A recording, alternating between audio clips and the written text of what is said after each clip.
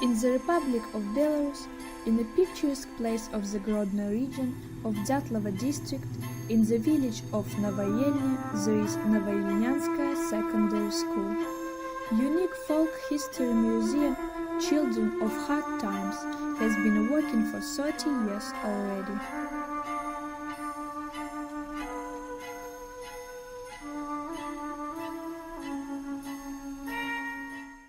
Let's make a journey into the military past.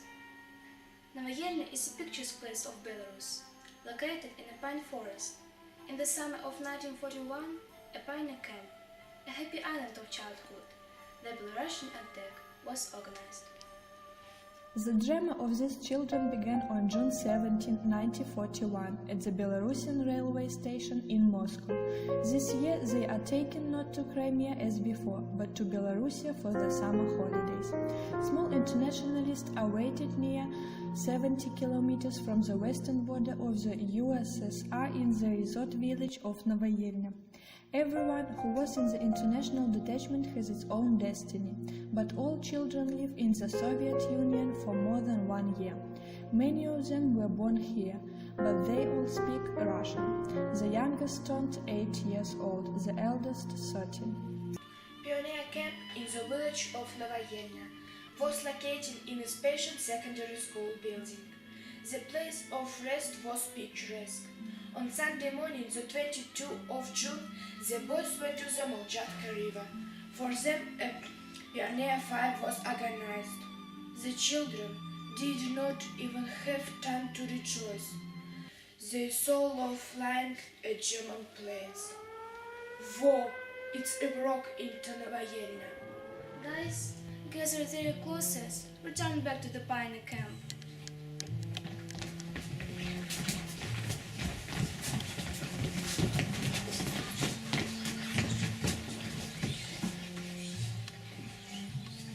In the pioneer camp there was a discussion to wait for the bus or to get to Moscow on foot. Guys, calm down. Everything will be okay. The nest won't come here. But we have seen low-flying aircraft. We know that it is a German aircraft. They are already flying above Spain. Will our parents find? But flying planes doesn't mean that the war has already started. We were afraid. They flew very slow and shot through the water. Unfortunately, the camp is interrupted. But don't worry. The war are soon. Guys, we need to make a decision. Wait the bus or to come back. We can't wait. The fathers will come through here. Then let's get to a patient care, the little ones. Yes, guys, there are only 8. And we will try to reach Moscow and the alive. No, we can't leave. Maybe the bus will come soon.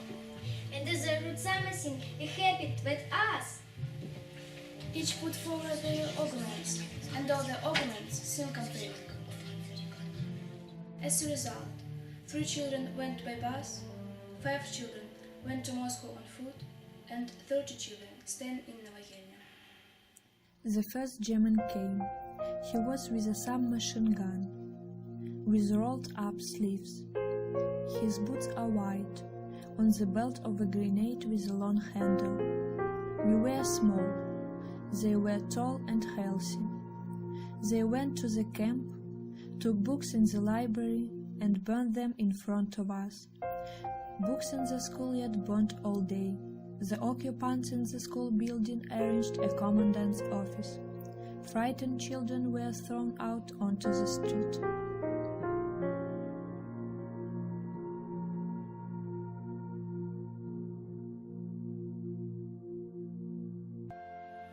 So the wanderings of children began. They wandered around the village, slept in barns, attics. To feed somehow the children grazed cows, knitting blouse, for them a local population. In August 1941, a German authorities became in children. The local burgomaster was interested in collect the children abandoned house and organized a shelter. The house was cold and damp. There was firewood. In spring of 1943, a German authorities woman from Vilnius was sent to the orphanage who gave out to the Jewish girls, Yugoslavian Rosa Averbach and Slovak Valia Gera. The girls were taken to Novogrodka ghetto and shot. Except Rosa Averbach, the daughter of the Yugoslav communist, they took Valia Gera. Her father was a Slovak and fought in Spain. It is unknown as the Germans knew about the Jewish roots of these two girls. They were captured and sent to Novogrodka. They were shot with others doomed. In summer of 1943, 5 children, the Austrians Karl and his sister Lucia, Ferdinand, Greta and the German Irma Evers, were put in friend cars and taken to Poland along with other prisoners. The Austrians were taken to Germany, so Irma was left alone. I came to a pioneer camp just for 20 days for my summer holidays. I was often ill and my parents sent me there to improve my health. The war started and we were alone, without parents. When we were hungry, we had to look for some job, babysitting, grazing cows. The life was very difficult. We were often hungry, but I was with my friends. In the summer of 1943, I was left alone. I was sent to a labor camp in Poland. One day, a German woman took me from the camp. I became her servant. All day long, I walked about the house, cleaned the rooms, cleaned the windows, fed the animals, worked in the garden. For my hard work, I got bread and some soup. After that, the children and adults were sent to the Soviet Union. When I meet parents, sent me there to hug me, but I couldn't. After these 4 years, I nearly forgot them. From an international pioneer camp, there were only 5 children, sisters Vlasta and Mira Vinyak, Chinese Tina Ostrova, Italian Paletta Glicosio and Korean Volodymyr. During the first year of the war, we suffered a lot of hardships in the camp. It was cold, we had clothes and we were starving. In summer, Paletta and I went to the neighboring village языке to graze animals. We met partisans, they helped them. Paletta returned to the shelter, but I continued to do my mission. One day, when I came to Novoyelia, I saw nobody there. The children were taken to Teatralizovanная. I decided to visit them. But I was caught by the policemen. The 3 of us, me, Sister Mira and Tina, with the people from Leningrad, were taken to Germany. At that time, I was 13 years old.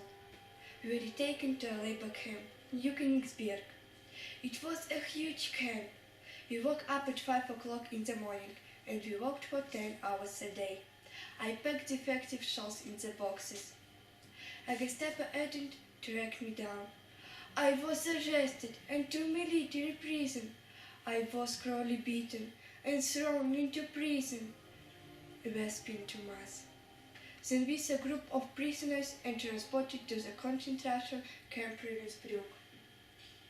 In April 1945, the evacuation began and we went on foot. I was lucky. I survived and was but the Soviet soldiers. In summer of 1943, from an international group were only the Korean Volodymyr and the Italian Paletta Glicosio. Within 2 years of the war, we were all separated. When we came to Teatralizovanная, life became even more difficult. The food was given to us at the shelter, nearly untenable. Many children died of hunger. I remember in the summer 1944 we were transported to Wenzowitz in forestry. Living here was impossible. The horrors were endless. In the summer of the 44 years, the Germans slaughtered cars into the draw to the Novoyelia station. No one knew where we were going. All the way we were in fear, in inhuman conditions, and not a day or two, but 2 months. There was no water, no bread. During a stop, they gave us what was left from the Soldates' kitchen of the Germans. When there no food sometimes, we asked for it, even the Germans, and instead of bread, It was awful, the kick. It was awful journey. The train passed many stations and cities. We drove in Poland, Czechoslovakia and Hungary. After train and after bombarded. I remember it was in the Carpathians. A strong bombardment began. We didn't know where to go, ran from the car and hid in the wood. When all was quiet, no one was looking for us. So comes the end of this terrible journey. It was the end of August 1944 when we were found in the smallest, went to a village of Chervenova. The smallest children were taken to families, and older ones lived in empty house for 2 months. Volodya and I appeared to Nekrasov orphanage. Those remember it. I was lucky. I found my mom in March 1944. I recognized her, but had nothing to say. I saw my mother only on 8 May 1944. We were not involved in the war. We were just children of war. In order to survive, we had to ask for bread during of war. Autumn of 1944, 18th landing forces liberated the Carpathia. In the village of Chervenova, they found 186 surviving children. They were treated in the hospital of Mukachevo city for months, and then moved to children's homes Arlovщины. In June 1981, the first meeting of children of hard times with Chervenov mothers. There they agreed to meet in Novoyelna. At this time, students of our school were looking of the Pine War from the article by Tomin, The Land about the fate of the Pine Camp. In May 1985, after 40 years, 20 children met in Novoyelna. In memory of the Pine was a memorial plaque and alley of 21 rowan planted. In Dyatlova, children's cemetery was rested and memorial sign installed. The credits to decide it, a museum children of hard times in Novoyelnanskaya school.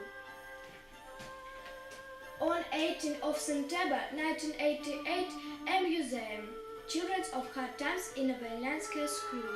Children of political emigrants, Ion Kichengelov and Paleta Glukozio from Sofia, Irma Avery from Berlin, Vlasta and Mira Remyak from Prague. Walled alley was planted when the vets, the Victory Park and Children Memorial Complex were land. They opened in Dyatlova. There were meetings in Moscow, Prague, Sofia, Leningrad. Children became adults, everyone in life. They raised children, adults, victims and adults saw the struggle for peace, breaks, childhood and food to should be the main concerns of any state. We are proud Republic of great Belarus. You are great conditions for the children people to study, take and rest, care their health. To your attention was presented theatrical musical video excursion Interrupted Vacation. We will glad to see in our school museum.